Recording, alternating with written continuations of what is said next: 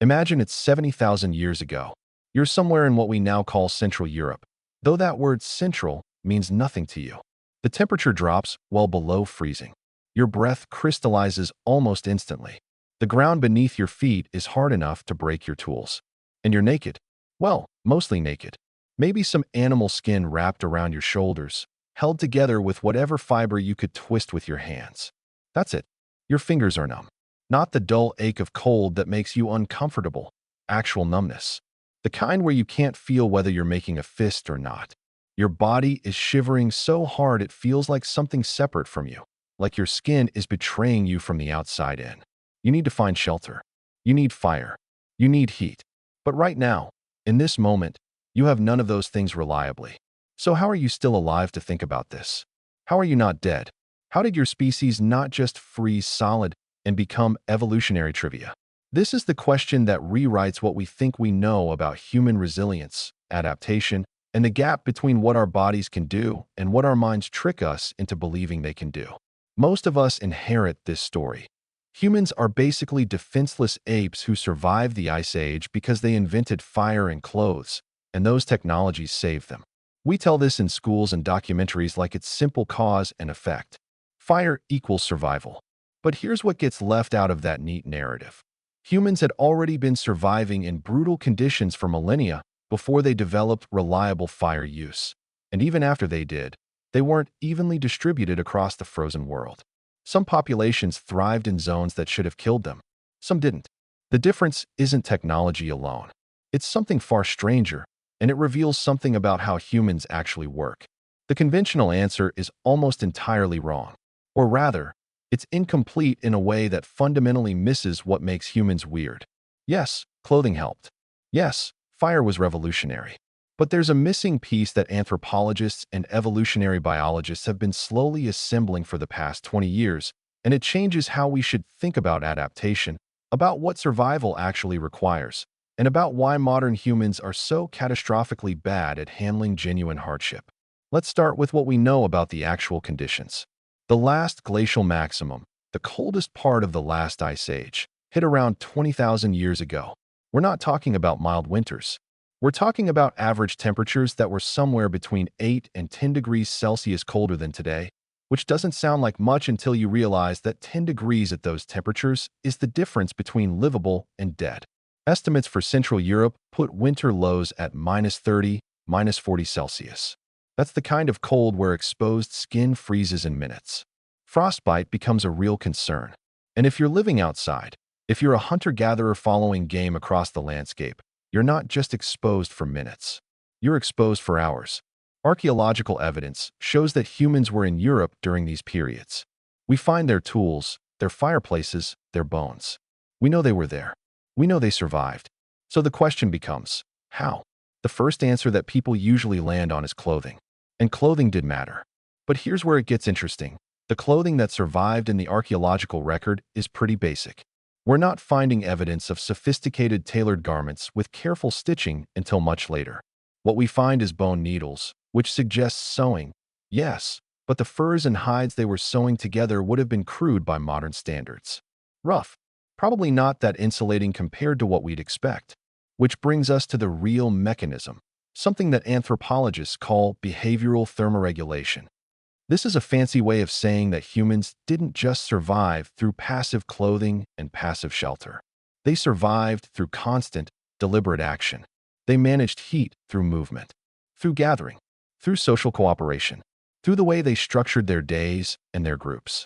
And this is where human psychology becomes as important as human physiology. Consider what a typical day might have looked like.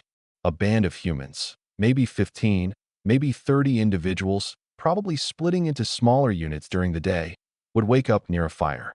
The fire is critical, but not in the way we usually think. It's not primarily there to keep the whole group warm throughout the night in some kind of group hug. It's there as a tool for immediate heat access. If you get too cold, you move closer to the fire. If you're warm, you move back. The fire creates a gradient. It means you're not in danger of dying from cold exposure every single night. You have an escape valve. And this escape valve is exactly what separates difficult but survivable from inevitably fatal. But the fire doesn't keep anyone warm while they're out hunting.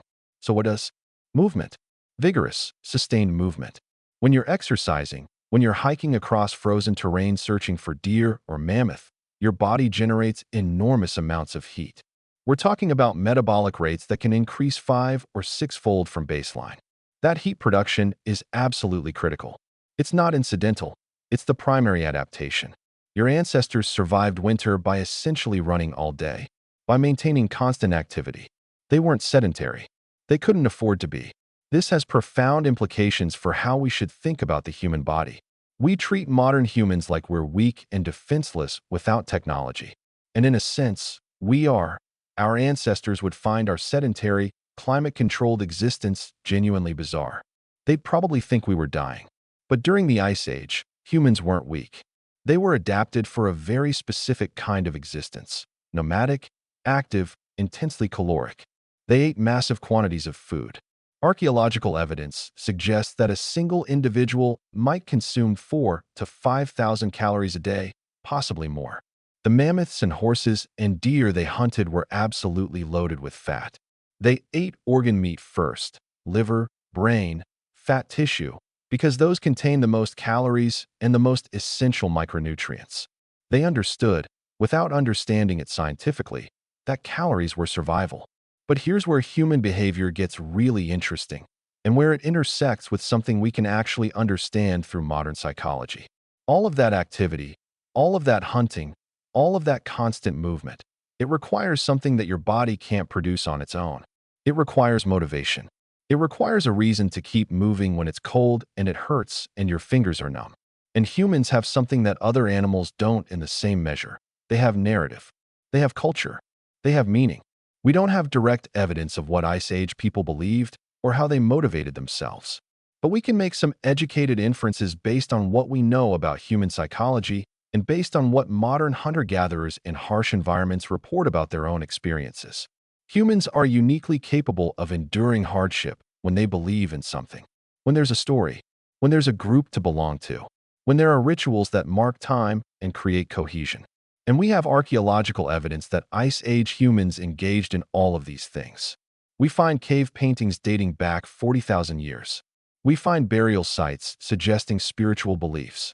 We find evidence of tools and items that served no utilitarian function: ornaments, decorations, objects of beauty created purely because humans seemed to need to create beauty.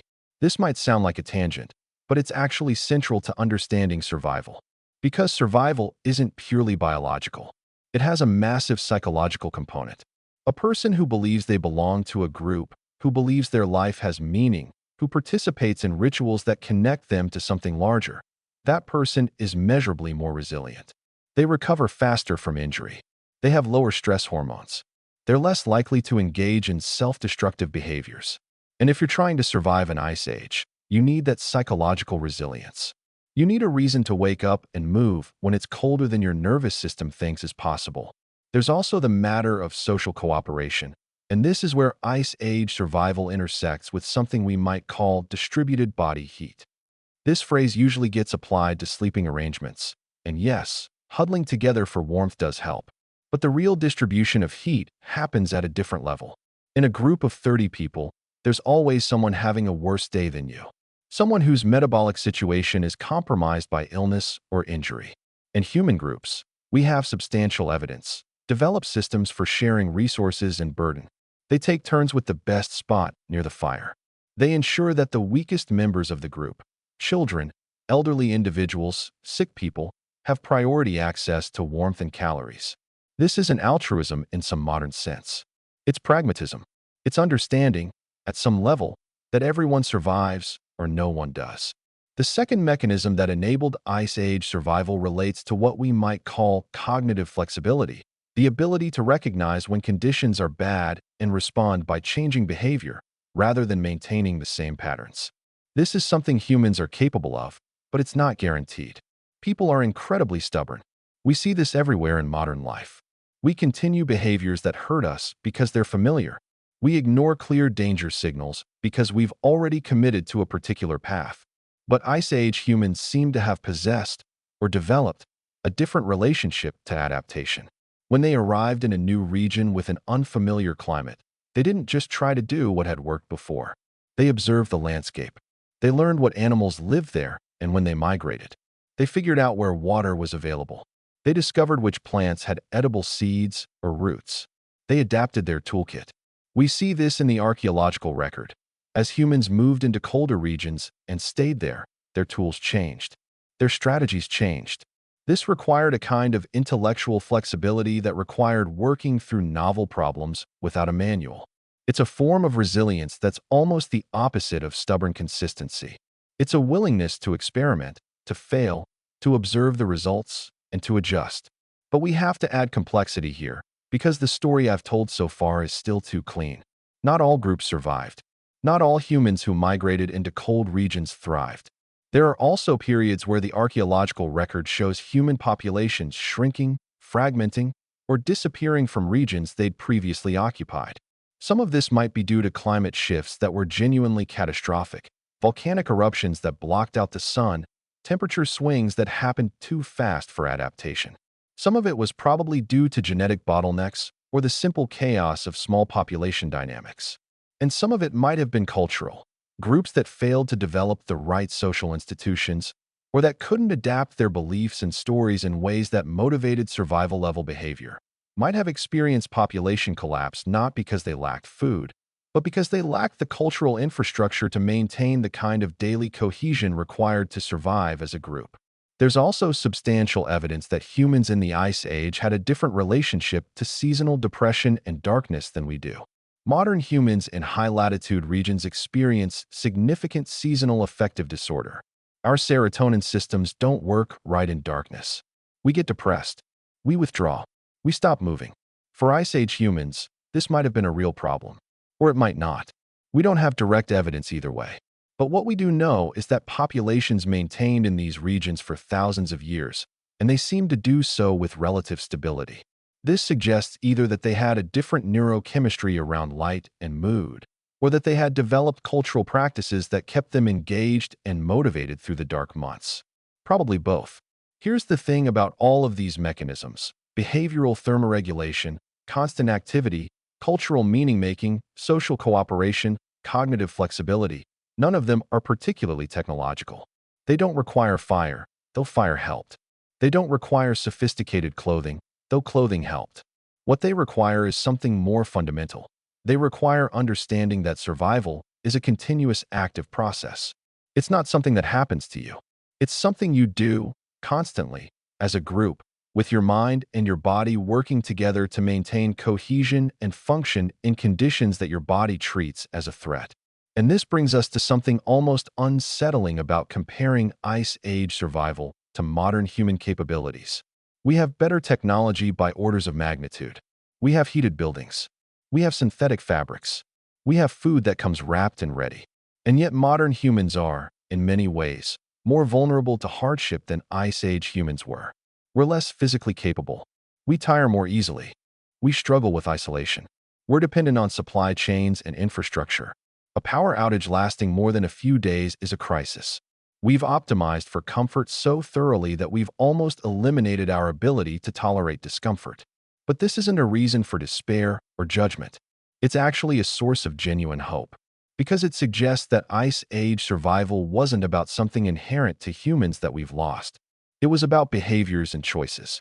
Ice Age humans survived winter the same way humans survive any serious hardship today, through deliberate action, through community, through maintaining meaning and narrative when everything suggests you should give up.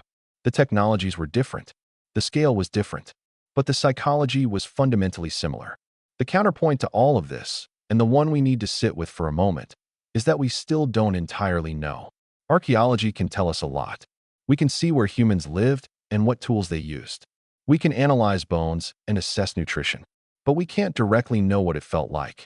We can't know whether Ice Age humans experienced cold differently than we do, either physiologically or psychologically. We can't know the full extent of cultural practices that never left any archaeological trace. And we can't know how many people didn't survive, how many groups failed and left no record. The record is biased toward success. It shows us the people who made it, not everyone.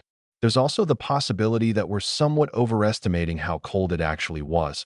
or how long people spent in genuinely brutal conditions. Humans are remarkably good at finding and creating microhabitats that are warmer and more sheltered than the surrounding landscape. And Ice Age humans likely did the same. They might have spent most of their time in caves or rock shelters that provided insulation, coming out only to hunt or gather resources. If that's the case, then the amount of time spent in genuine extreme cold might have been much less than we initially assume. So here's what we actually know. Humans survived the Ice Age not because they were passive beneficiaries of clothing and fire, but because they were active, deliberate, meaning-making creatures who understood that survival required community, movement, constant adaptation, and a reason to keep going. The technologies helped, but they weren't the core mechanism. The core mechanism was behavior. It was psychology. It was the human capacity to create narratives about who we are and what we're doing that allow us to endure things that our biology suggests we shouldn't endure. And that lesson applies now. Not in the sense that we should romanticize hardship or believe that suffering is good for us. Modern comfort is genuinely better than Ice Age misery. No one is suggesting otherwise. But in the sense that when things do get difficult, and at some scale, they always do, the same mechanisms that allowed humans to survive winter 70,000 years ago still work. Community matters more than we've been told to believe. Meaning and narrative matter more. Movement and activity matter. And the capacity to adapt, to observe, to try something new and move on when it doesn't work, that capacity isn't something we've lost. It's something we've just stopped using. If you found yourself thinking about what the human species actually is, not what we're supposed to be, but what we actually are, then you're starting to see why this question matters. Subscribe if you want to keep exploring the gap between human narrative and human reality. That gap is where everything interesting happens.